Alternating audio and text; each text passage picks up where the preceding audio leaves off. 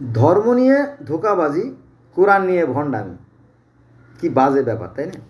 দেখেন কোরআনে কি বলছে, অধিকাংশ না, আমি নিশ্চিতভাবে বলতে পারি যে 98% মানুষ কোরআন হাদিস জানে না, কিন্তু কিন্তু তারা নামে মুসলমান, তারা মনে করে যে হ্যাঁ এই টুপি মাথায় দিলে, দাড়ি মাথায় দাড়ি আঁকলে বোধহয় জান্নাত চলে যাব। আসলে তা না। হ্যাঁ, কোরআনের কিছু গুরুত্বপূর্ণ আয়াত আমি আলোচনা করি। কোরআন বলতেছে, সংখ্যা গরিষ্ঠ হলেও সব কিছু সত্য বলে গ্রহণ করা যাবে না। এটা আছে 6 নম্বর সূরা আনামের 116 নম্বর আয়াত। যার দলে লোক বেশি, যে ভোট বেশি পায়, তার কথাই গ্রহণযোগ্য হয়, তাই না? এটা আমাদের সমাজ, এটা কুসংস্কার। সৃষ্টিকর্তা মানুষকে জ্ঞান দিয়ে দিচ্ছে, তো এই জ্ঞানটাকে কাজে লাগাইতে হবে, এবং মানুষে যখন কথা বলবে কোন কথাটা যুক্তিযুক্ত, কোন কথাটা গ্রহণযোগ্য, সেই জিনিসটা খেয়াল করতে হবে।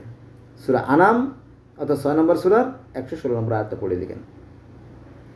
আচ্ছা, আল্লাহ বলেন ন্যায় বিচার করতে হবে। এটা আছে 16 নম্বর সূরা নাহলের 90 নম্বর আয়াত। 16 নম্বর সূরার 90 নম্বর আয়াত, ন্যায় বিচার করতে হবে। আপনারা যদি সূরা মায়েদার 40 থেকে 45 নম্বর আয়াত পড়েন, তো সেখানে বলা হয়েছে যে যারা কোরআনের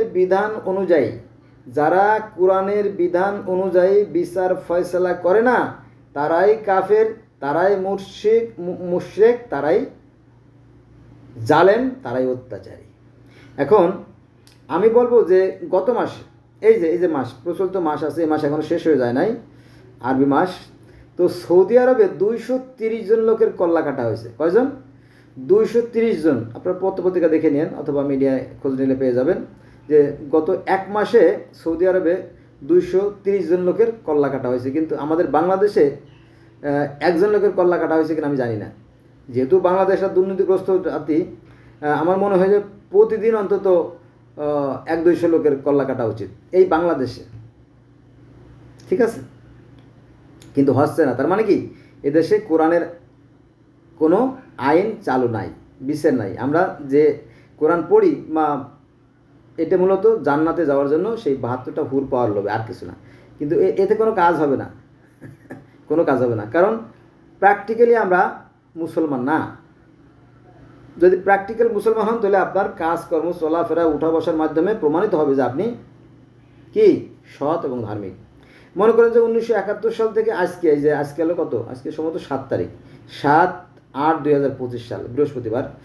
তো এ পর্যন্ত 71 সাল থেকে এ পর্যন্ত ধর্ষণের দায়ে কয়টা মানুষের হত্যা হয়েছে? কোটি টাকা দেয়, মাফ হয়ে যায়, ঠিক আছে? ফলে আমাদের দেশে খুন খারাপি, রাহাজারি, মারামারি মানে ভরে গেছে। তো ওরা মনে মনে সন্দেশ খায়, মনে করে যে মরার আগে একবার তওবা পড়ে নেবো হুজুরে ডাকে, আর জান্নাত চলে যাবে। ধোঁকাবাজি, সম্পূর্ণ ধোঁকাবাজি। আচ্ছা, আমরা অন্য একটা আয়াতে চলে যাই।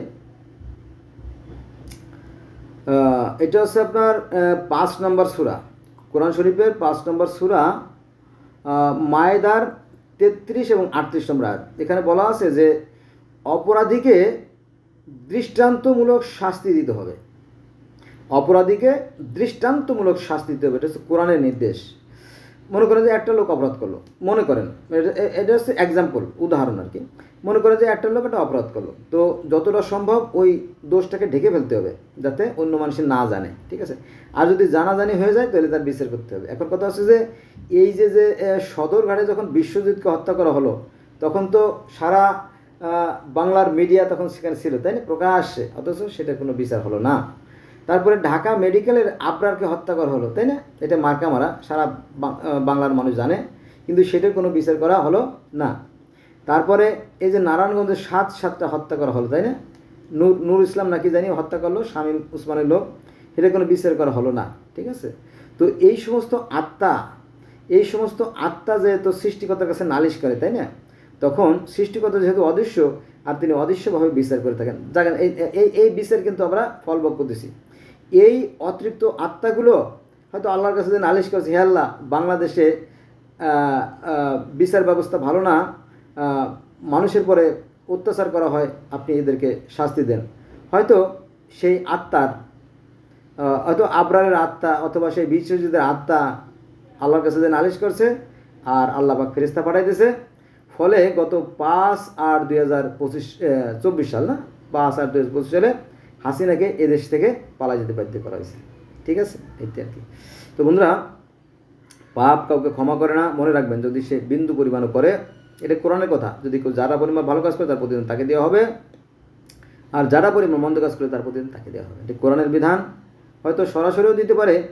সরাসরি দিতে পারে বলতে কি, আগেকার দিনে প্রায় অনেক জাতিকে আল্লাহ পাক ধ্বংস করে দিয়েছে, সেখানে আবার নতুন জাতি সৃষ্টি করছে। হ্যাঁ, এইটা। তো কিছু কিছু শাস্তি সরাসরি দিয়ে থাকেন, এগুলো দিয়ে আমাদের শিক্ষা নেওয়া উচিত। যদি কেউ শিক্ষা নেন তার জন্য ভালো, আর যদি শিক্ষা না নেন তাহলে তার ব্যাপার আর কি। আচ্ছা, এবার আসেন আর একটা আয়াতে চলে যাই। 5 নম্বর সূরা মায়েদার 63 নম্বর আয়াত। এখানে বলা হয়েছে যে পাপ ও বেআইনি কাজের বিরুদ্ধে ফাইট করতে হবে। ফাইট, টিসুম যুদ্ধ। কিন্তু আমরা কি তা করি? করি না।